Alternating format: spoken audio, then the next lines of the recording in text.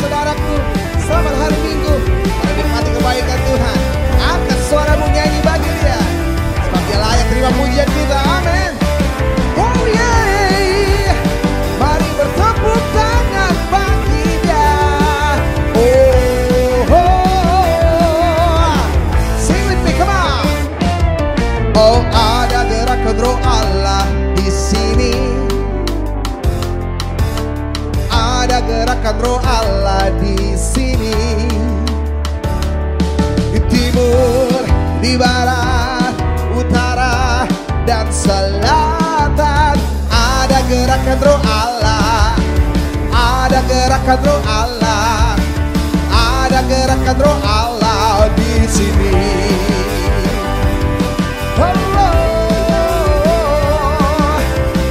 Bersukacitalah, sing with me, katakan, oh ada gerakan roh Allah di sini. Oh, ada gerakan roh Allah di sini. Di timur, di barat. Puji Tuhan, selamat pagi jemaat Tuhan, Shalom. Yang bersukacita hari ini bisa lambaikan tangan. Haleluya, kita ada sebagaimana kita ada hari ini itu semua hanya karena kemurahan dan anugerah Tuhan. Hari ini kita berkumpul itu semua karena anugerah Tuhan. Saat ini kita mau datang di dalam hadirat Tuhan. Kita mau menyembah, memuji Dia, menaikkan syukur kita ke tangan Tuhan. Terima kasih Yesus. Kita mau berdoa. Yesus, Engkau Allah kami yang hidup. Engkau Allah yang bekerja di dalam setiap kehidupan kami. Saat ini kami mau datang di dalam hadirat-Mu Tuhan, mengucapkan syukur kami kepadamu, karena Engkau yang layak kami sembah, hanya Engkau yang layak kami tinggikan. Terpujilah nama-Mu Yesus, haleluya. Saya undang kita semua untuk bangkit berdiri.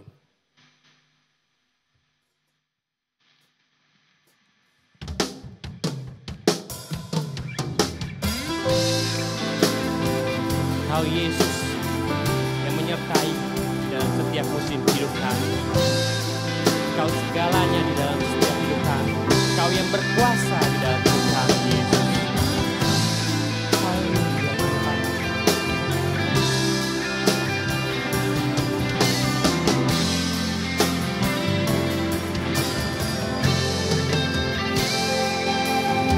Seperti rusa rindu, sungaimu jiwaku rindu.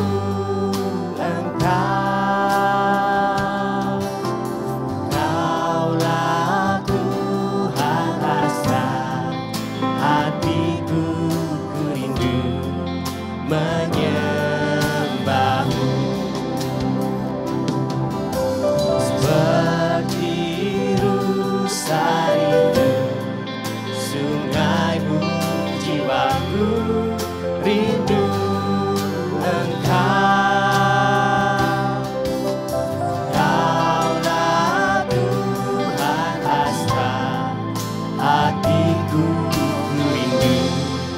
Menyembah-Mu.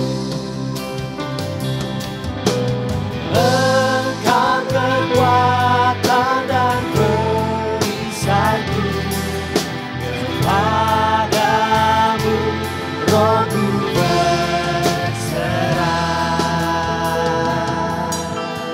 Kaulah Tuhan hasrat hatiku, ku rindu menyembah-Mu.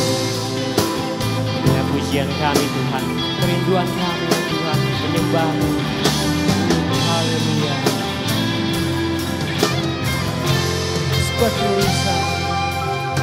Seperti rusa rindu, sungaimu jiwaku rindu Engkau.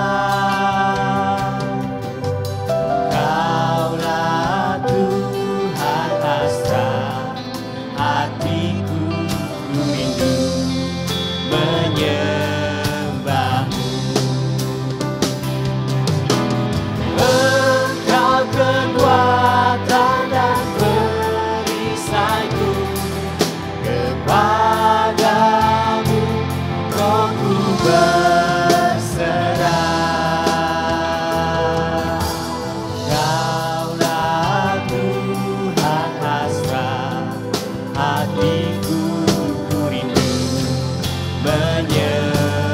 Engkau kekuatan kami Tuhan, Engkau kekuatan dan perisaiku. Kepadamu rohku berserah. Kaulah Tuhan hasrat hatiku, ku rindu menyerukan Yesus, Yesus, Yesus, Yesus, Kau berarti bagiku. Yesus, Yesus, Kau segalanya bagiku. Serukan jemaat Tuhan, Yesus, Yesus, Yesus, Engkau berarti bagi kami, Yesus. Berarti bagiku. Oh, Yesus, Yesus, Kau segalanya. Yesus, Yesus,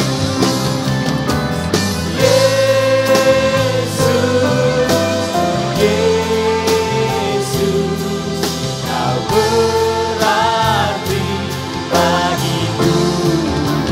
Oh,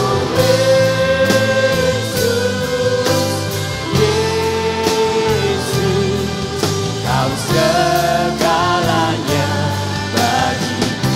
Kau segalanya Tuhan, Kau segalanya bagiku. Engkau segalanya, Kau segalanya bagiku. Engkau Allah kami yang hidup Tuhan, Juru selamat kami Tuhan. Kau yang layak kami tinggikan, Kau yang layak kami adukan.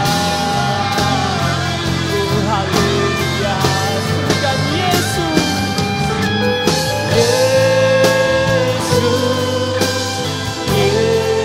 Yesus, Kau berarti bagiku.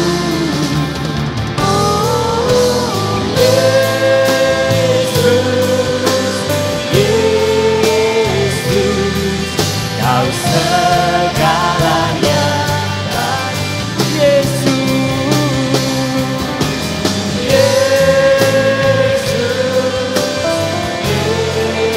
Yesus, Kau berarti bagiku. Oh Yesus, Yesus, Kau segalanya bagiku. Kau segalanya, Kau segalanya bagiku. Kau segalanya Tuhan, Kau segalanya bagiku. Beri kemuliaan bagi Tuhan kita, oh haleluya. Kau segalanya Tuhan, Engkau yang hidup di dalam kehidupan kami ya Tuhan. Kami siap memuji-Mu di dalam nama Yesus Kristus Allah kami yang hidup. Sama-sama katakan amin. Beri kemuliaan bagi Tuhan kita, haleluya. Masih bersuka cita memuji Tuhan? Bisa lambaikan tangan yang bersuka cita? Kalau gitu coba cek kiri kanan depan belakang, katakan yuk kita memuji Tuhan. Haleluya. Biarlah setiap kita bersuka cita memuji Tuhan, karena Dialah yang layak kita besarkan, kita puji. Haleluya.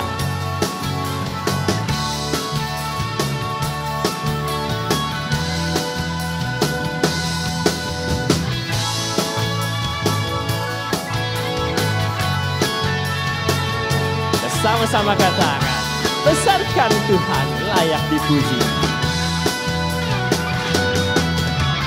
Besarlah Tuhan dan layak dipuji. Besarlah namanya, kekal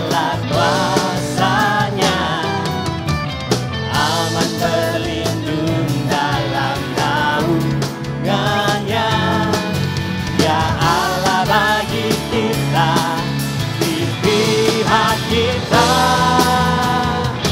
Terpujilah Tuhan, terbukti kuasa-Nya. Dia telah menunjukkan kasih-Nya pada kita. Sebab Tuhan telah bangkit menyayangi kita. Terpujilah Tuhan, terpuji namanya. Yesus Allah perkasa. Haleluya. Kau yang besar Tuhan, Kau yang layak dipuji. Kita serukan sekali lagi. Besarlah Tuhan dan layak dipuji. Besarlah namanya, kekalah kuasa-Nya. Aman berlindung dalam naungan-Nya. Ya Allah bagi kita, di pihak kita. Terpujilah Tuhan, terbukti kuasa-Nya. Dia telah menunjukkan kasih-Nya pada kita. Sebab Tuhan telah bangkit menyayangi kita. Terpujilah Tuhan, terpuji namanya. Yesus Allah perkasa. Terpujilah Tuhan, terbukti kuasa-Nya. Dia telah menunjukkan kasih-Nya pada kita. Sebab Tuhan telah bangkit menyayangi kita. Terpujilah Tuhan, terpuji namanya. Yesus Allah perkasa. Terpujilah Tuhan, terpujilah Tuhan, terpuji namanya. Yesus Allah perkasa. Serukan sekali lagi. Terpujilah Tuhan, terpujilah Tuhan, terpuji namanya. Yesus Allah perkasa. Haleluya. Kaulah kami yang perkasa, Kaulah kami yang besar Tuhan. Haleluya. Beri kemuliaan bagi Tuhan kita. Dialah yang setiap bernafas memuji Tuhan, karena Dialah yang layak kita agungkan, kita layak puji, layak muliakan. Haleluya. Kita bersuka cita dalam Tuhan, bertepuk tangan buat Tuhan kita.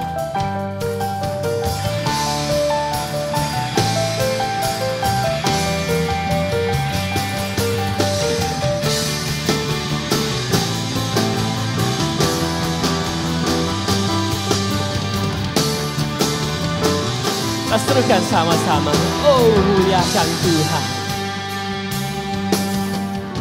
Oh, muliakan Tuhan. Sebab Dia yang layak dipuji. Oh, muliakan Tuhan. Sebab Dia yang layak dipuji. Hosana, Hosana.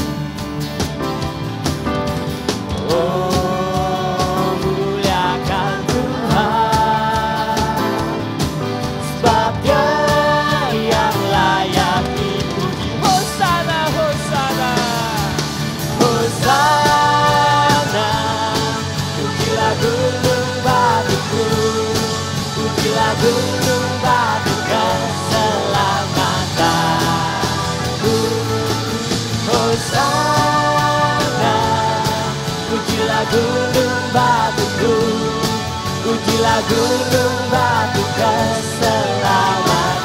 Jemaat Tuhan serukan Hosana. Pujilah gunung batuku, pujilah gunung batu keselamatanku. Hosana, pujilah gunung batuku, pujilah gunung batu keselamatan. Hosana, Hosana, pujilah gunung batuku, pujilah gunung batu keselamatanku.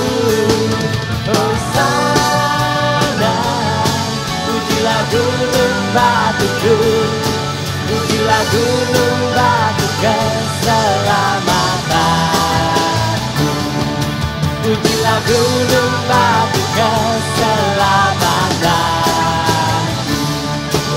Pujilah gunung batu keselamatanku. Haleluya. Kau gunung keselamatan kami Tuhan, juru selamat kami ya.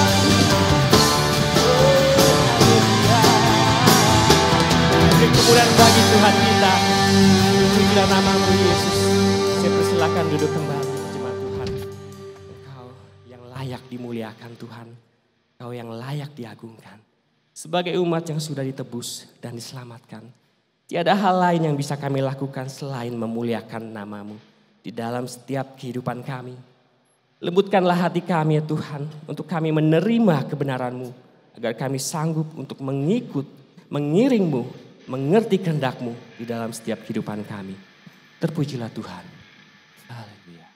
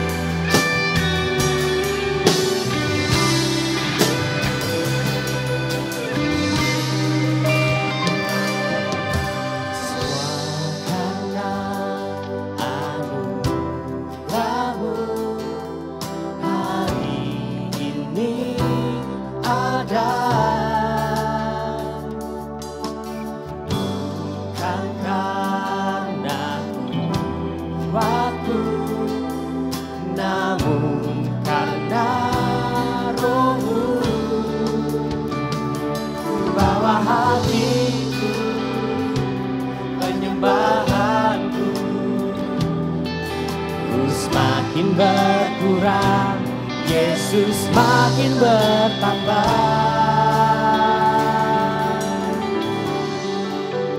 Mengikut Yesus, itulah kesukaan hatiku.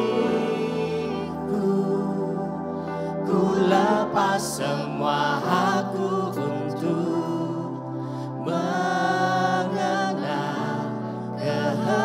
kehendaknya di hidupku. Mengiring Yesus, itulah kekuatan hidupku. Ku yakin anugerahnya mampu jadikanku hamba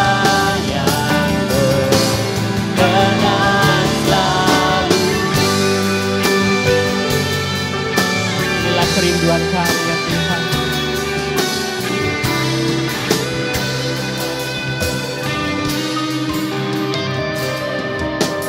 Semua karena anugerah-Mu hari ini ada.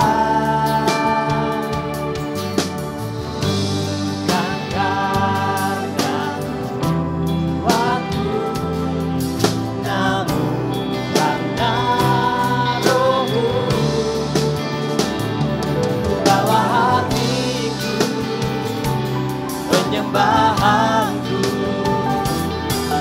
ku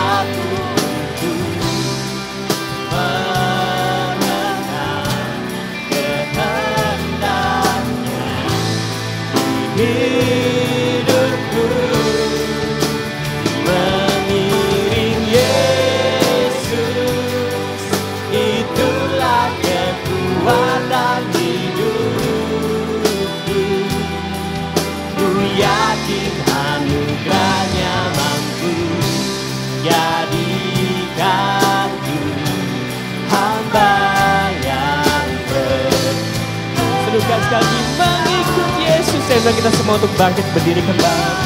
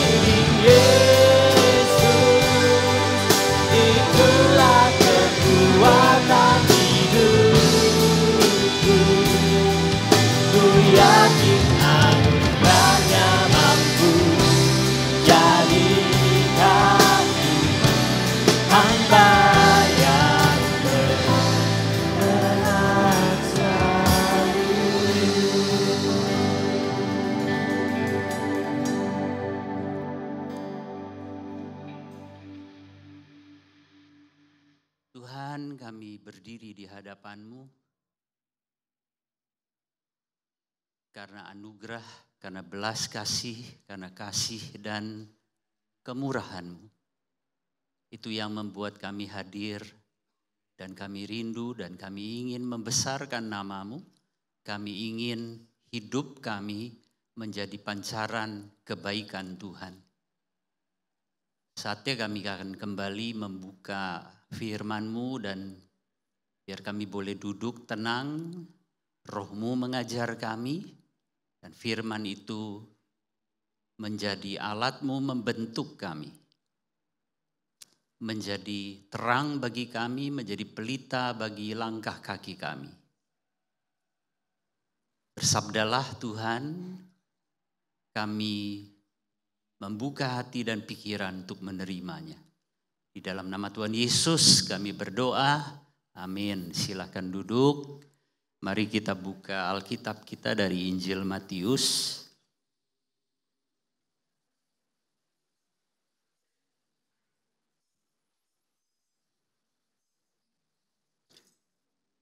Injil Matius pasal yang ketiga.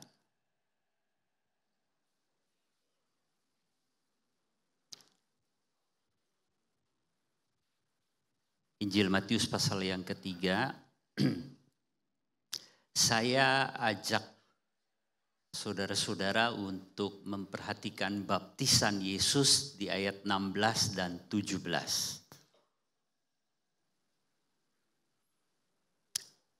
Matius pasal 3, 16, 17, bunyinya begini.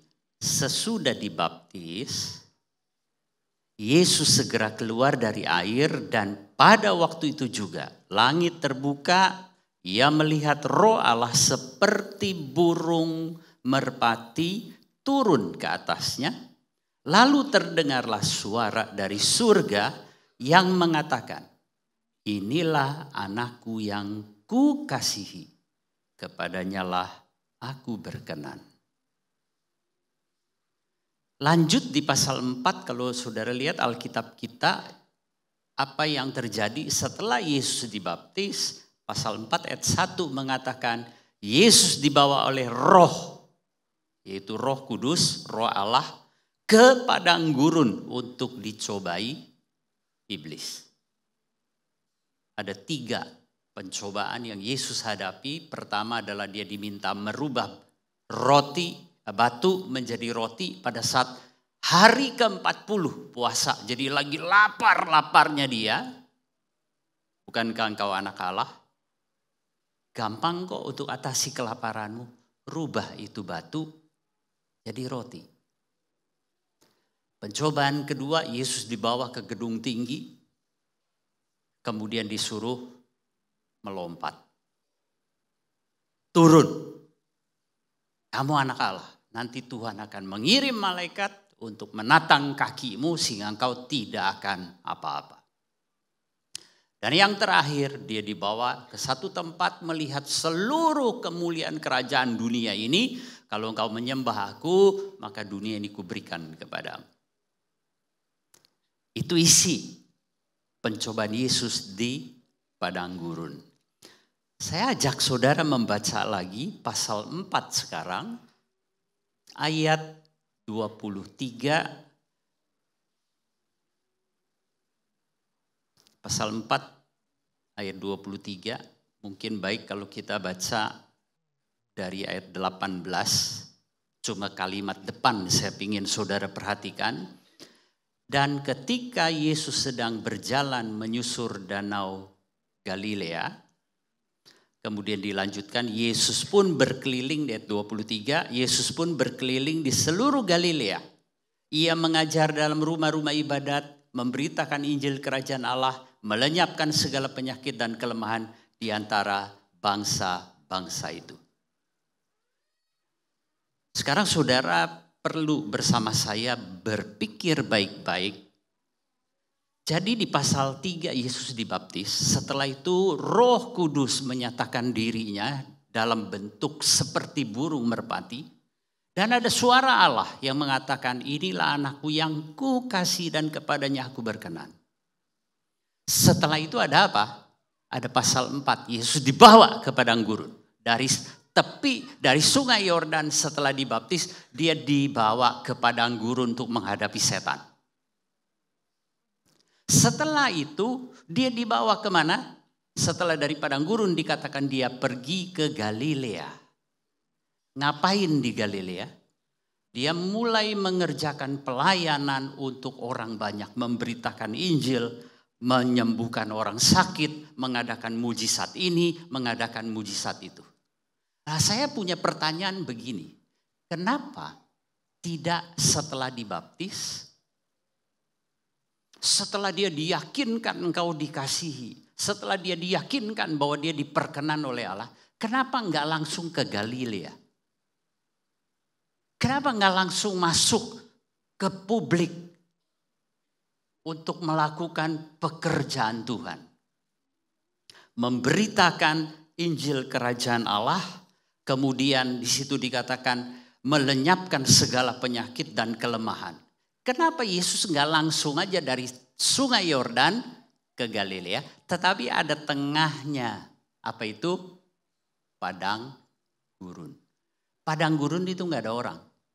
Cuma ada di situ Yesus berhadapan dengan setan. Tetapi waktu di Galilea itu kerjaannya berhadapan dengan masyarakat banyak.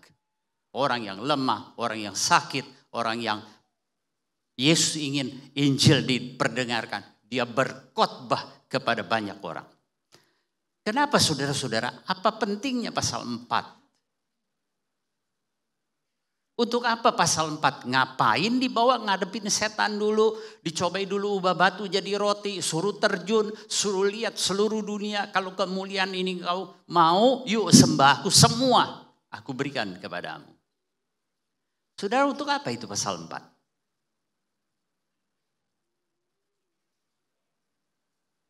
Dan pertanyaan yang kedua, apa yang akan terjadi di Galilea seandainya waktu di padang gurun Yesus disuruh rubah batu jadi roti, dia kerjain? Emang saya lapar dan mampu nggak kamu mengisi perutmu? Mampu rubah itu batu jadi roti. Dia bisa kerjakan. Apa jadinya kalau ternyata di padang gurun waktu Yesus sendirian lapar setengah mati, setan bilang, itu tuh batu lu robah aja. Dia robah batu jadi roti. Setelah itu setan bilang, loncat aja. Nanti kamu lihat kok, malaikat akan dikirim untuk melindungi kamu. Dia betul loncat. Dan apa jadinya kalau setan kemudian berkata, sembah aku, maka seluruh dunia menjadi milikmu dengan semua kemuliaan. Kalau di padang gurun itu yang Yesus kerjakan, setelah itu dia masuk ke Galilea. Kira-kira ngapain dia di Galilea? Apa yang dia akan kerjakan di Galilea?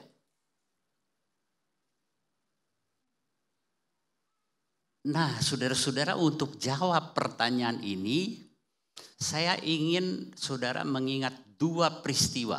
Maka khotbah ini agak sulit kalau Anda tidak punya latar belakang pengetahuan Alkitab yang cukup. Ya. Nah, ini yang menyedihkan buat kita hari ini adalah banyak orang Kristen tidak lagi kenal Alkitab. Kadang-kadang disebabkan karena dia petobat pada usia dewasa, ya, dari latar belakang yang berbeda.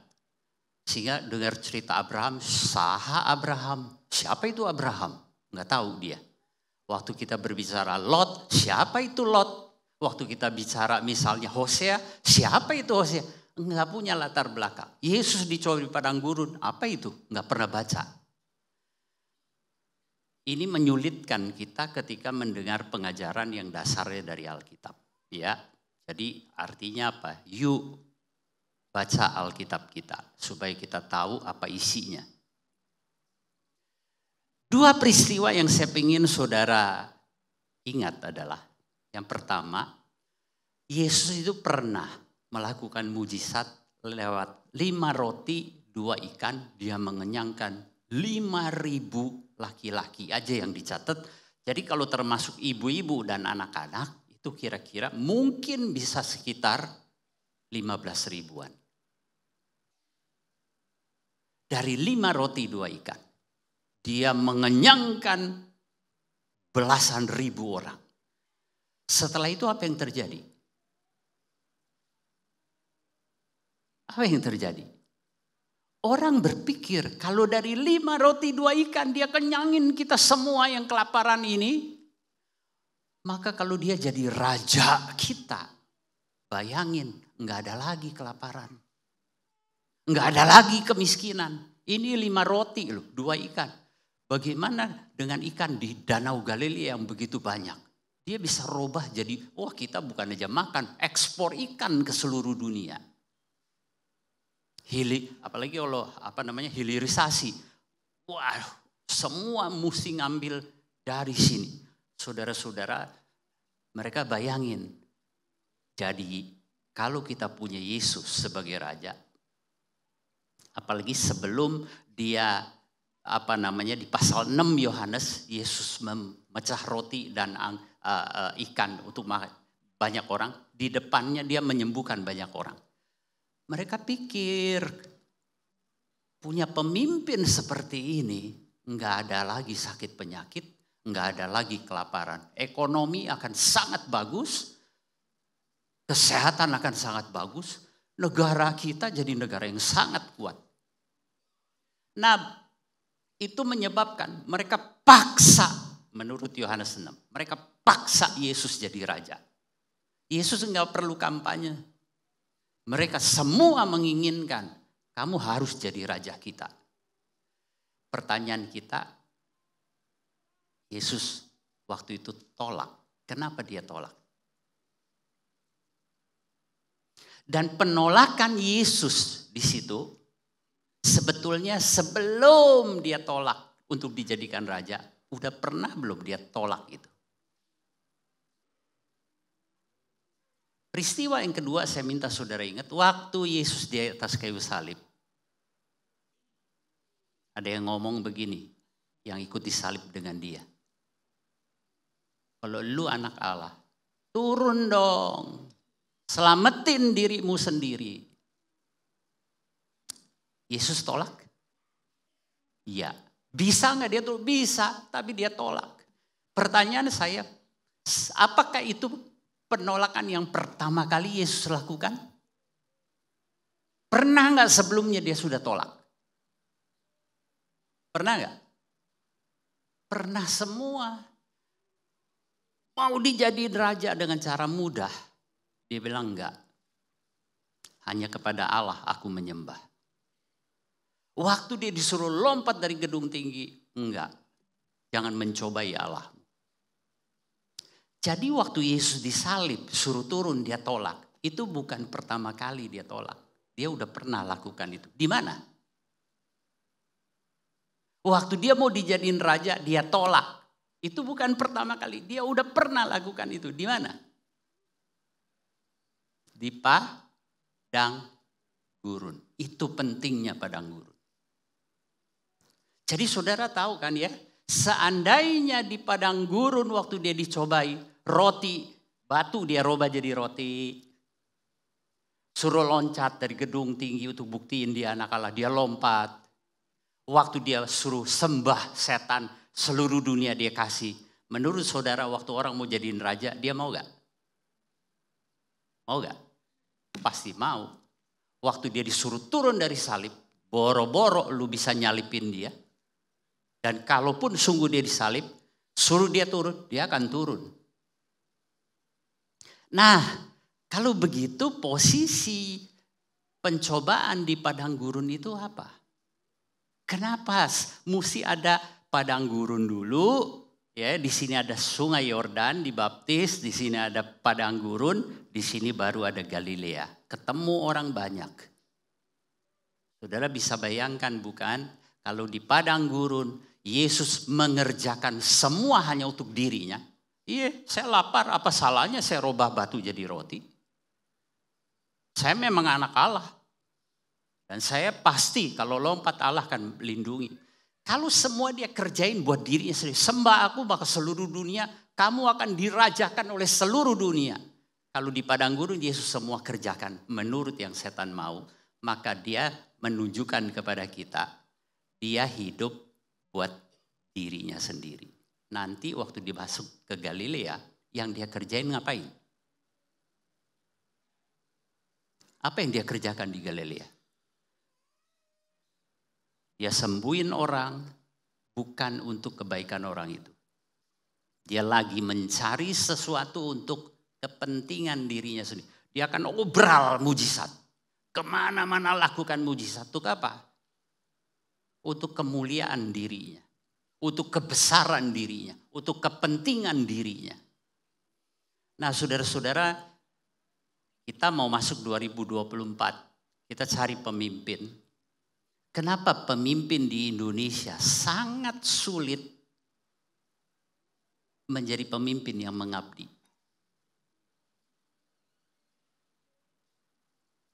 Jadi kalau kita balik dari uraian Alkitab, Yesus yang lepas dari padang gurun masuk ke Galilea, itu bukan Yesus yang defisit. Defisit apa? Nah sekarang kita lihat. Kenapa Yesus menolak semua batu rubah jadi roti? Dia tidak. Dia tahan laparnya. Orang hidup bukan hanya dari roti tapi juga firman Allah. Suruh lompat? Enggak, jangan cobai Tuhan Allah. Suruh sembah? Enggak, cuma kepada Allah aku menyembah. Saudara, kenapa ini semua dia tolak? Jadi padang gurun itu penting untuk kita nanti lihat Yesus model apa yang ke Galilea. Tapi kita juga tahu begini, Yesus macam apa yang masuk ke padang gurun itu ditentukan oleh Yesus seperti apa yang ada di Sungai Yordan. Yesus yang di Sungai Yordan menentukan Yesus yang di padang gurun. Yesus yang di padang gurun menentukan Yesus yang di Galilea. Itu seperti apa? Ya. Nah sekarang saya tanya. Yesus yang masuk padang gurun itu Yesus seperti apa? Sampai semua pencobaan yang sebetulnya saudara perhatiin ya. Semua pencobaan setan kepada Yesus itu untuk kepentingan siapa? Lu sembah gue kasih dunia ini ke siapa? Buat lu. Lu robah tuh batu jadi roti. Buat apa? Lu kan lapar. Lu perlu makan. Jadi setan gak bilang bikinin batu jadi roti buat gue dong. Enggak, buat lu. Lu sembah gue ntar seluruh dunia jadi nyembah gue. Enggak, buat lu seluruh dunia. Jadi tawaran di padang gurun itu adalah kenapa enggak semua ini untuk kamu aja? Yesus tolak. Karena kalau dia terima itu di Galilea nanti dia akan kerjakan semua buat keuntungannya, untuk kepentingannya, untuk mengisi apa yang dia mau. Tapi kita juga tanya kenapa ya Yesus tidak hidup? Ditawarin ini, tawarin itu, dia semua nggak mau yang untuk dirinya. Kenapa begitu? Apa yang menyebabkan dia tolak? Karena Yesus ketika dia dibaptis, dia ditegaskan di situ, engkau kukasihi, engkau kuperkenan. Buat Yesus itu cukup. Jadi waktu Yesus membawa kasih Allah, membawa perkenan Allah masuk ke padang gurun, dia tidak rasa kekurangan apa-apa. Aku tidak kekurangan kemuliaan, aku tidak kekurangan jaminan kasih, aku tidak kekurangan apapun sehingga saya tidak perlu mencari sesuatu di luar yang Allahku sediakan di dalam kasih dan perkenan. Jadi saudara lihat begini ya, karena dia merasa cukup, sangat cukup dengan apa yang Allah sediakan di dalam kasih dan perkenannya. Maka ketika dia masuk padang gurun, dia tidak rasa apa yang setan tawarkan itu dia perlu. Semua saya punya, saya puas, saya cukup di dalam kasih dan perkenan Bapa saya. Kalau itu tidak cukup saudara-saudara, maka dia masuk padang gurun, dia akan terima yang setan tawarkan. Dan kalau yang setan tawarkan dia terima, maka dia masuk ke dalam Galilea untuk hanya membawa mencari kepentingannya. Nah ini yang kita lihat, kita perlu bedain ya. Baptisan dan padang gurun itu sangat privat, ya kan? Tapi di Galilea itu sangat publik, massa. Bagaimana Yesus di dalam privasinya hubungannya dengan Allah itu menentukan ketika dia nanti masuk ke Galilea. Nah, sekarang saudara mungkin bisa mulai menangkap kenapa negeri kita ini jarang punya pemimpin yang mengabdi. Begitu menjabat, yang dia kerjain ngapain? Ngambilin. Apa yang bisa diambil, diambil. Apa yang bisa dikorup, dikorup. Nggak mikirin rakyat, nggak mikirin kemajuan bangsa. Enggak, dia masuk ke jabatan itu, melayani publik untuk apa? Memperkaya diri, menguntungkan diri, mencari kepentingan diri, mencari kesenangan diri, mengutamakan dirinya sendiri. Dengan kata lain, dia hidup di dalam dunia privasinya sebagai orang yang defisit. Aku miskin, ditaruh di jabatan. Ngapain dia? Ngambilin buat memperkaya dirinya. Aku hina. Ketika ditaruh di sebuah jabatan, apa yang dia mau? Gimana tempat ini untuk aku dapat kemuliaan? Jadi dia tidak berpikir untuk memberi, untuk melakukan kebaikan bagi orang lain. Yang dia pikirin adalah, gue bakal dapat apa? Apa yang bisa saya ambil? Apa yang menguntungkan saya? Apa yang menyenangkan saya? Maka di situ saudara-saudara kita lihat apa itu ego? Ego di dalam Alkitab adalah sebuah kehidupan yang hanya meletakkan diri sebagai orang nomor satu paling penting. Hidup berpusat pada diri sendiri. Nah kalau ini saudara mengerti, sekarang saya mau ajak kita berpikir bagaimana kita. Apakah kita merasa ya bagi saya Tuhan cukup. Dikasih Tuhan itu udah cukup. Diperkenan Allah itu udah cukup. Saya ajak saudara berangkat dari kejatuhan kita ke dalam dosa. Membuat kita mengatakan hidup di dalam Allah itu gak cukup. Maka saudara dan saya hidup dengan berbagai macam defisit yang sangat membahayakan. Pelan-pelan coba ya saya ajak saudara pelajari apa yang Alkitab ajarkan. Waktu Hawa dicobai oleh iblis. Saudara lihat gak pencobaan yang Hawa terima itu semua dikatakan untuk kebaikan siapa? Untuk kepentingan siapa? Dan waktu Hawa makan, kenapa dia makan? Untuk apa dia makan? Apa yang dia mau dapat lewat makan buah yang dilarang itu? Setan ngomong apa? Oh kamu nggak akan mati. Kalau kamu makan yang untung siapa? Yang baik siapa? Kamu. Bukan kalau kamu makan itu buah, kata si ular, nanti saya jadi ular yang cantik. Enggak, kamu akan jadi seperti Allah. Jadi buat apa itu? Buat siapa itu kalau kamu makan? Ya buat kamu sendiri. Betul kan? Setelah itu waktu dikatakan di pasal 3, Hawa mau makan itu buah, di ayat 6. Saya baca ya. Perempuan itu melihat bahwa pohon itu baik. Baik buat siapa? Baik menurut siapa? Dia. Lanjut. Pohon itu baik untuk dimakan dan sedap kelihatannya. Lanjut. Lagi pula pohon itu menarik hati karena memberi pengertian. Lalu ia mengambil dari buahnya dan dimakannya. Lihat nggak pertimbangannya semua apa di situ? Diri. Bagus kok. Enak kok. Bikin maju kok, nambah pengertian. Apa salahnya kalau gitu saya makan? Dan disitulah saudara-saudara ada seorang yang bernama Ken Blanchard. Dia bilang, ego itu adalah edging God out. Singkirkan Allah keluar dari hidupmu. Jadi waktu Hawa dicobai dan waktu dia putuskan ambil, semua berkisar pada egonya, pada dirinya.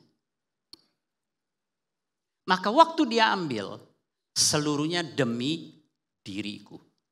Maka sebenarnya saudara-saudara, dosa tidak lain adalah menaruh diri sebagai pusat kehidupan. Allah tidak ada di dalam. Kita mencari apapun yang penting bagi saya, mengisi keinginan saya, mengisi kesenangan saya, pokoknya sayalah pusat daripada hidup saya. Dan ketika itu dilakukan Hawa dan juga Adam, saudara lihat apa yang terjadi setelah itu? Kita mulai hidup di dalam berbagai defisit. Yang pertama, setelah makan, Allah kan jalan-jalan katanya. Hei Adam, hei Hawa, di mana kamu? Mereka jawabnya apa? Kami takut, maka kami sembunyi. Yang pertama terjadi dalam hidup manusia, kemudian diturunkan kepada kita. Nomor satu adalah kita semua hidup dalam ketakutan. Ada satu lubang di dalam jiwa kita, yaitu fear, takut. Yang kedua, kenapa sembunyi? Guilt, rasa bersalah. Yang ketiga, shame, malu, kami telanjang. Apalagi? Ketakutan, rasa bersalah, malu. Ditambah lagi apa? Tuhan mulai menurunkan kutuk. Susah, parah, payah kamu bekerja. Susah, payah kamu melahirkan. Manusia hidup di bawah kutuk. Akibatnya apa saudara-saudara? Setelah itu mereka diusir dari Taman Eden. Di-reject oleh Tuhan. Mari kita lihat ya. Fear, ketakutan membawa kita, semua orang mencari bagaimana caranya mendapatkan rasa aman. Ya. Maka kenapa sih saudara cari uang? Nanti saudara lihat ya. Seluruh hidup kita nanti diputar di sini. Fear membuat saya bagaimana rasanya supaya saya bisa hidup aman. Terlindung. Shame membuat saya mencari, saya ini memalukan. Saya perlu apa? Saya perlu kemuliaan. Saya ini tertolak, maka saya membutuhkan penerimaan, dicintai. Saya ini adalah orang di bawah kutuk, maka kita hidup terus berorientasi bagaimana ya hidup itu diberkati, enggak sakit, enggak miskin. Maka sekarang saudara lihat ya, Contoh, saudara pingin banyak uang. Itu untuk ngisi apa?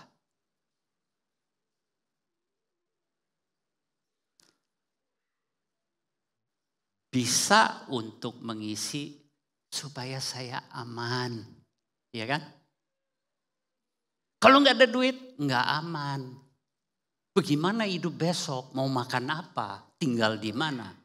Kita cari rasa aman dengan memiliki uang. Tapi bisa juga bukan sekedar saya ingin punya banyak uang untuk rasa aman. Tapi untuk apa? Merasa diri mulia. Naik pesawat business class. Bukan apa-apa. Cuma ingin rasa terhormat, mulia. Kita ini di bawah kutuk, maka kita terus cari berkat. Kita guilt, kita cari pengampunan. Saudara-saudara, maka dengan kata lain, dan kita ingin dicintai, maka kita lakukan apa aja. Dan paling takut adalah kalau kita ditolak dan kita tidak dicintai. Ini semua lubang-lubang defisit yang membuat kita melakukan banyak hal demi mendapat itu. Maka saudara lihat, bahkan apapun yang kita lakukan nanti akhirnya, termasuk lo ya, saya bisa berkhotbah di sini, memimpin puji-pujian di sini, bukan buat Tuhan. Buat apa? Ngisi defisitnya saya. Saya ingin dikagumi, saya ingin dihormati, saya ingin punya kemuliaan lewat itu. Orang berkata, aduh nyanyinya kamu bagus, aduh kamu memimpin sebagai worship leader yang luar biasa. Waduh, maka nanti taunya apa? Begitu ada worship leader yang lebih baik dari dia, dia tidak suka. Kalau gitu sebetulnya dia berdiri di sini buat apa? Kalau mau nyanyi solo bilang dulu begini, saudara-saudara suara saya sebenarnya jelek. Tapi jangan didengar suaranya, didengar kata-katanya ya. Maksudnya apa? Kalau memang menyanyi buat Tuhan ya nyanyi aja. Ketakutan sekali kalau nanti nyanyinya jelek dia dihina orang. Saudara-saudara, defisit inilah yang membuat kita sangat berbahaya karena kita akan kemana-mana melakukan berbagai macam aktivitas ini dan itu sebetulnya untuk mengisi kekosongan ini.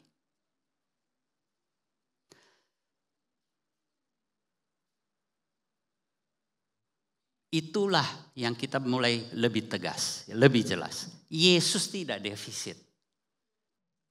Kalau dia merasa aku kurang dicintai, aku kurang diperkenan, kurang disukai orang, aku kurang diterima orang. Nanti waktu dia ke Galilea, apa yang dia kerjain? Gimana ya nyenengin orang supaya mereka mau terima saya? Gimana ya supaya ngikutin orang-orang senang sama saya, akhirnya cinta kepada saya? Maka yang dia kerjakan, bisa sangat baik saudara-saudara. Semua orang yang minta tolong, dia tolong. Untuk apa? Semua orang yang miskin dia tolong. Semua orang yang teriak-teriak susah dia kasih penghiburan. Bukan untuk orang itu. Untuk apa? Supaya orang jadi suka sama saya. Supaya orang jadi menghargai saya. Supaya orang membutuhkan saya. Saudara-saudara, maka ego itu bisa dipelihara, dibikin bengkak, tidak harus lewat hal-hal buruk. Ada orang ya pendeta yang membesarkan dirinya, sombongnya luar biasa karena dia sudah keliling dunia khotbah ke sana kemari. Itu yang lu tahu siapa gue.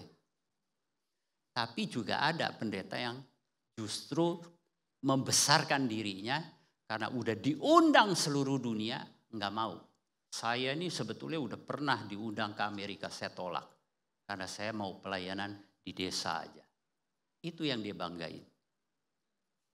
Saya punya salah satu teman, saudara-saudara, yang juga seorang pendeta sih ya.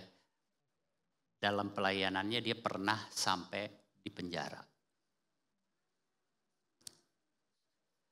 Maka ketika ada orang Kristen yang mengeluh, aduh ikut Tuhan susah.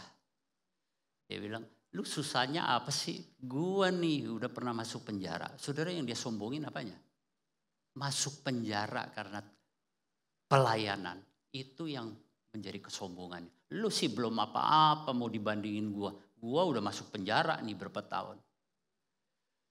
Maka saudara lihat ya, jadi kita kemudian khususnya di dalam mengembangkan ego kita, itu punya 2 atau 3 cara. Cara pertama seperti anak bungsu, dia cari aja tanpa Tuhan. Tapi ada yang lewat cara agama.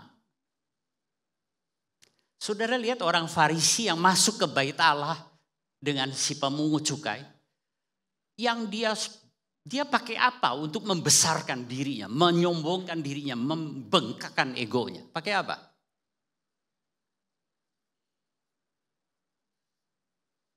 Aku berpuasa 1 minggu 2 kali. Aku memberi perpuluhan. Aku tidak seperti pemungut cukai ini. Aku tidak memeras. Aku tidak ini, aku tidak itu. Saudara-saudara, dia memakai seluruh kelebihan agamanya itu untuk menghina orang dan meninggikan dirinya. Jadi sebetulnya lewat kasih persembahan, lewat kasih tidak mencuri dan lain sebagainya, itu untuk mencari kemuliaan, bukan? Mencari penerimaan Tuhan. Lagi-lagi kita lihat, sebetulnya yang dilakukan itu untuk mengisi defisit. Dengan dia menyebut seluruh prestasi agamanya, dia harap kemudian orang jadi kagum dan menghormati. Dia dimuliakan. Dan disinilah kita lihat Allah bagaimana proses kita, karena hanya satu tujuan yang Allah mau capai di dalam hidup kita, yaitu sampai kita bisa berkata sebagaimana Rasul Paulus, aku telah disalibkan dengan Kristus, namun aku hidup. Tetapi bukan lagi aku sendiri yang hidup, melainkan Kristus yang hidup di dalam aku. Bagaimana itu bisa dicapai?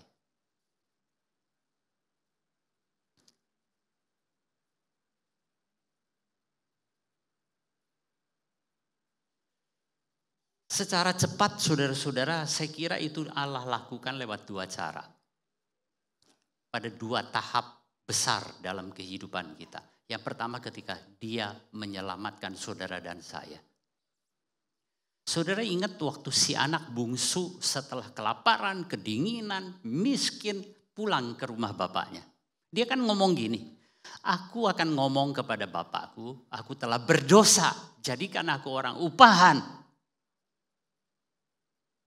Saya tanya saudara-saudara, waktu dia pulang dari kandang babi ke rumah bapaknya, itu buat siapa? Buat bapaknya atau buat dirinya? Tahu cerita anak hilang ya? Waktu dia pulang ke rumah bapaknya, menurut saudara itu buat siapa? Kesian bapakku sendirian, udah tua, aku kangen. Aku mau melayani dia. Buat dirinya atau buat bapaknya? Dia bilang, di sini aku kelaparan, kedinginan, di rumah bapakku makanan berlimpah. Kalau begitu kenapa gua nggak pulang aja? Bodoh bener. Maka aku akan bilang, jadikan aku orang upahan. Maksudnya apa? Kan di situ ada makan, ada baju, biar jelek, biar jadi upahan juga nggak apa. Dia pulang buat dirinya karena apa? Dia berangkat sebagai orang yang defisit, kekosongan dirinya banyak. Dia udah hilang kemuliaan, dia kehilangan rasa aman, dia kehilangan jaminan makan.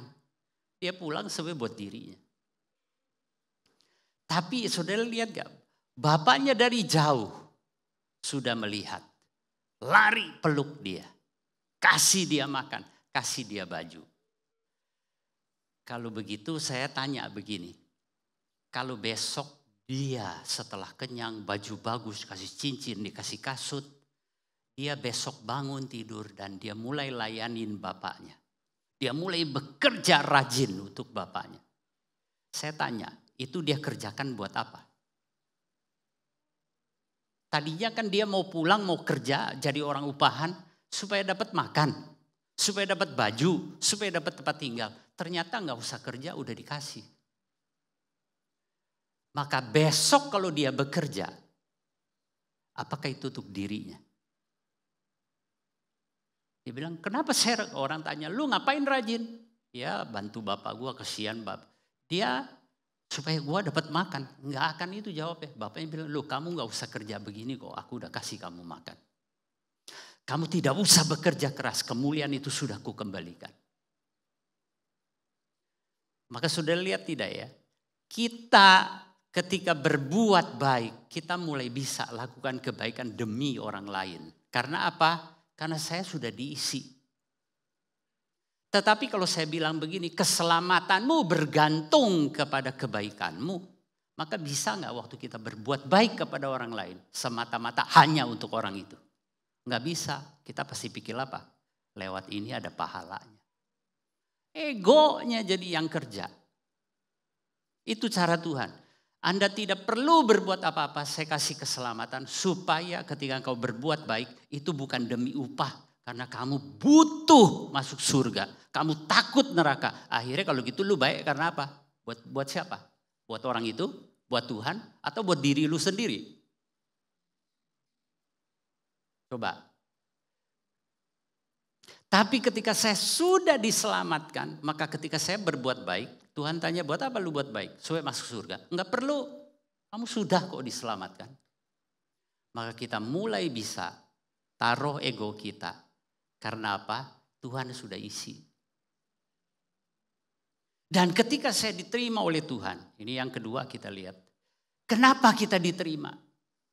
Kalau itu berdasarkan prestasi kita, maka kita bisa besarkan ego kita seperti si Farisi. Saya berdoa setiap hari, saya berpuasa seminggu 2 kali, saya kasih perpuluhan. Makanya jangan heran kalau Tuhan baik sama saya. Tapi ketika dia pulang sebagai anak yang hilang, miskin, papa, kurang ajar, kok saya diterima. Dia juga tahu, bukan aku yang bisa dibesarkan, tapi Bapakku. Itu semua kebaikan Bapak. Nah ini yang saudara dan saya terus mesti perhatikan di dalam hidup kita. Sampai kita mulai belajar bahwa semua itu kebaikan Tuhan dalam hidup kita. Itu yang membuat saya tidak usah seperti Yesus saudara lihat, cukup. Kasih Bapakku cukup, diperkenan Bapakku cukup. Sehingga aku tidak perlu mencari itu lewat pelayanan, lewat pekerjaan, lewat talenta, lewat kemampuan-kemampuan yang saya punya. Saya nggak perlu jual mujizat supaya orang kagum, supaya saya diterima, supaya saya dicintai. Nggak usah. Waktu dia lakukan mujizat, waktu dia lakukan pelayanannya, betul-betul dia nggak untuk dirinya. Karena apa? Aku sudah cukup. Aku sudah terisi dari Bapakku. Biarkan terus kebaikan Tuhan yang banyak kali tidak pantas kita terima. Itu kita sadari. Sehingga dari hidup kita mengalir semua hal yang tidak demi mengisi kita sendiri. Kita berdoa.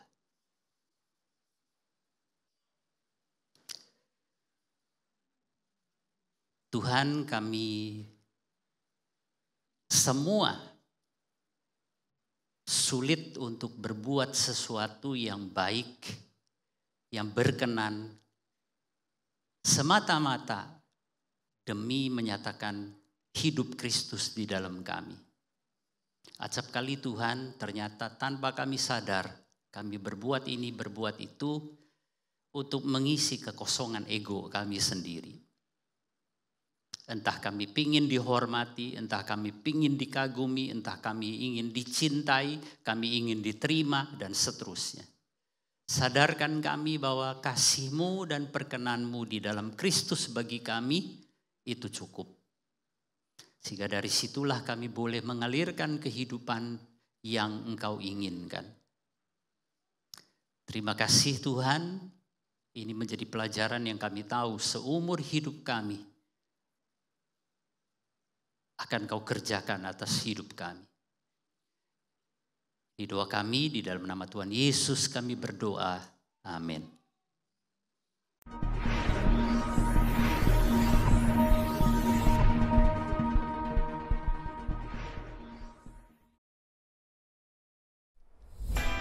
Shalom jemaat yang dikasihi Tuhan. Berbahagialah setiap orang yang mendengar firman Tuhan, merenungkan dan melakukan di dalam kehidupannya. Kiranya firman Tuhan yang kita dengar hari ini boleh terus mengubahkan hidup kita menjadi semakin serupa dengan Kristus. Mari kita simak beberapa informasi penting untuk sepanjang minggu ini. Siang ini pada pukul 12 siang di Gedung 52 Lantai 2, tim Sunday Service akan dilayani oleh Ciniolita dengan tema Better Together. Di hari Rabu, ibadah WBI diadakan di Gedung 35 yang akan membahas tentang Esther menghadap Raja. Dan di hari Kamis, ibadah doa diadakan di Gedung 35 pada pukul 4:30 sore.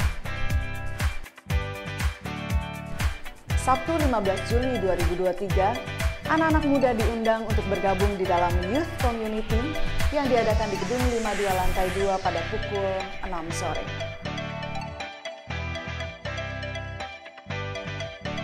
Minggu depan 16 Juli 2023, pada pukul 8 pagi, ibadah raya akan membahas tentang saling menajamkan, dilayani oleh Bapak Himawan Hadiraharja.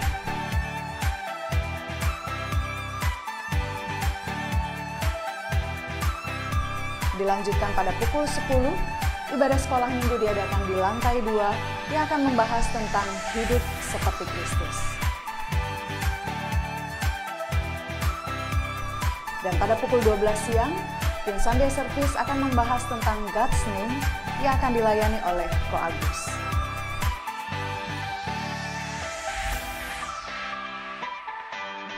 Dan di bulan Juli, Temu Kompas akan diadakan secara online pada tanggal 26 Juli 2023 pukul 7:30 malam.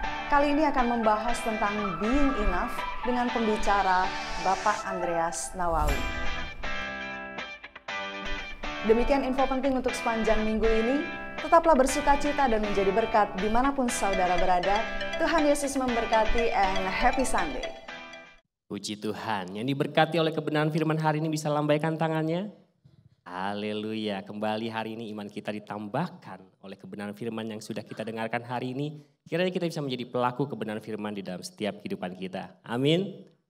Kami mengucapkan terima kasih kepada Bapak Yohan Chandrawasa atas kebenaran firman yang sudah dibawakan. Tuhan Yesus memberkati. Kita juga ingin mengucapkan selamat datang bagi jemaat Tuhan yang mungkin baru pertama kali hadir di tempat ini ataupun mengikuti ibadah ini secara online. Kiranya kita bisa berkumpul, bersekutu di dalam Tuhan setiap hari Minggu jam 8 pagi. Saat ini kita mau mempersiapkan persembahan kita, persembahan diadakan 2 kali. Dan bagi jemaat Tuhan yang mengikuti ibadah ini secara online bisa memberikan persembahan melalui scan barcode ataupun nomor rekening GB Jelambar Timur yang tertera pada layar Bapak Ibu sekalian. Sebelum masuk persembahan, kita masuk di dalam doa. Terima kasih ya Tuhan atas kebenaran firman yang sudah kami dengarkan hari ini Tuhan. Terima kasih Tuhan kalau Engkau sudah mengisi hidup kami dengan keselamatan-Mu ya Tuhan. Tuhan mampukan kami agar kami terus mengerjakan keselamatan ini dan hanya nama-Mu yang dipermuliakan. Saat ini kami ingin memberi persembahan kami ya Tuhan. Kiranya apa yang bisa kami beri ya Tuhan. Sebagai rasa ucapan syukur kami ya Tuhan. Bisa lebih memuliakan nama-Mu di tempat ini lewat pelayanan-Mu ya Tuhan. Lewat pelayanan kami tempat ini. Terima kasih Yesus, kami siap memberi yang terbaik. Dalam nama Yesus hidup, Allah kami yang hidup, kami sudah berdoa. Amin.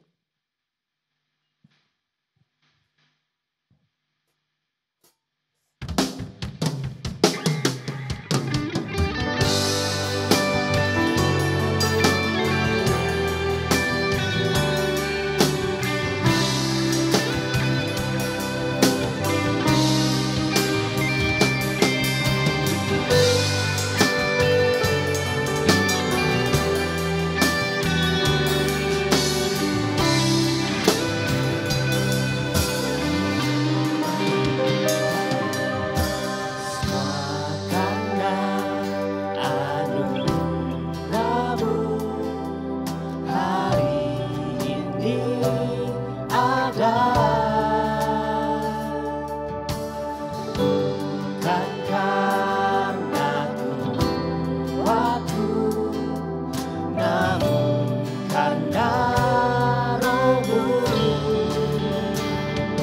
bawa hatiku, penyembahanku, ku semakin berkurang, Yesus semakin bertambah.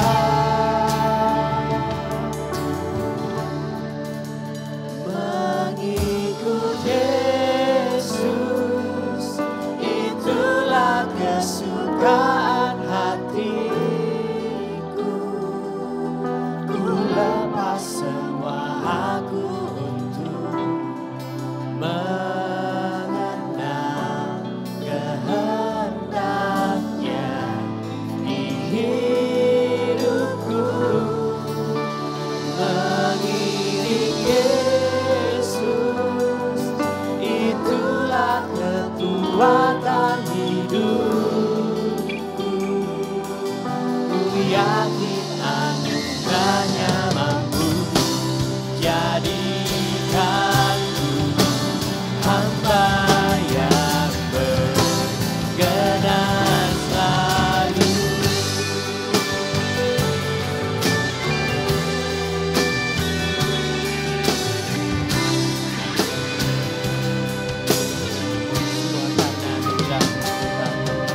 Semua karena anugerahmu, hari ini ada. Bukan karena kuatku, namun karena Roh-Mu. Ku bawa hatiku, penyembahanku,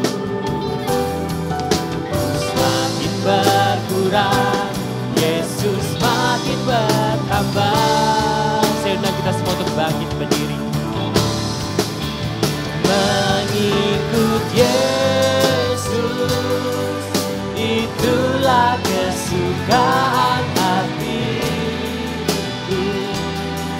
Ku lepas semua aku untuk mengenal kehendaknya di hidupku. Mengiring Yesus, itulah kekuatan hidupku. Ku yakin anugerahnya mampu jadikanku hamba yang berkenan selalu.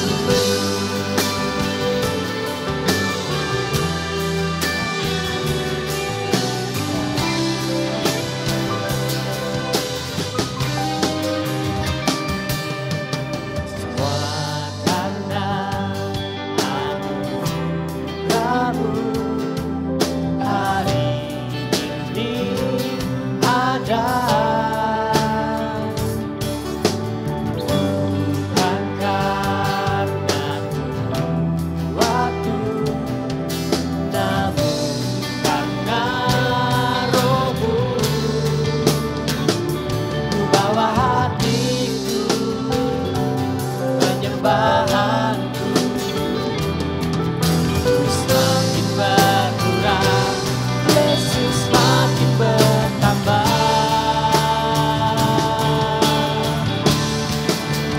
Mengikut Yesus, itulah kesukaan hatiku.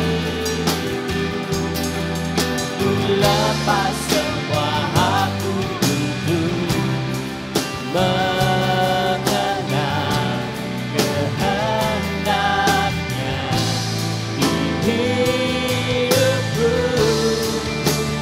Mengiring Yesus, itulah kekuatan hidupku. Ku yakin anugerahnya mampu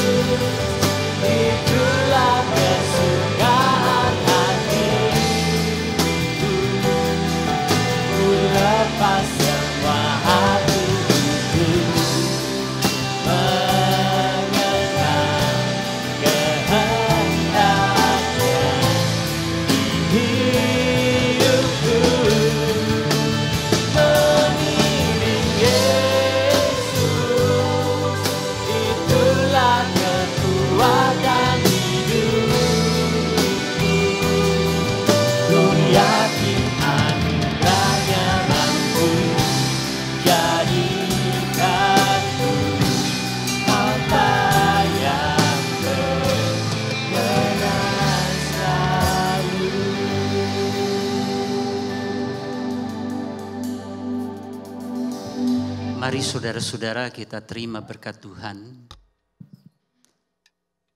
Kiranya seluruh hidupmu dibungkus di dalam kasih dan perkenan Tuhan yang diberikan lewat Yesus Kristus dan dikerjakan oleh Roh Kudus di dalam hidup saudara-saudara sekalian. Diberkatilah engkau lewat keluargamu, pekerjaanmu, kesehatanmu, sehingga lewat itu semua engkau menjadi berkat bagi orang lain.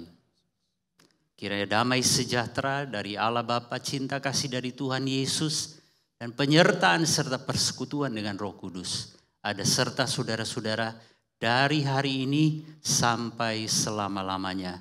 Amin.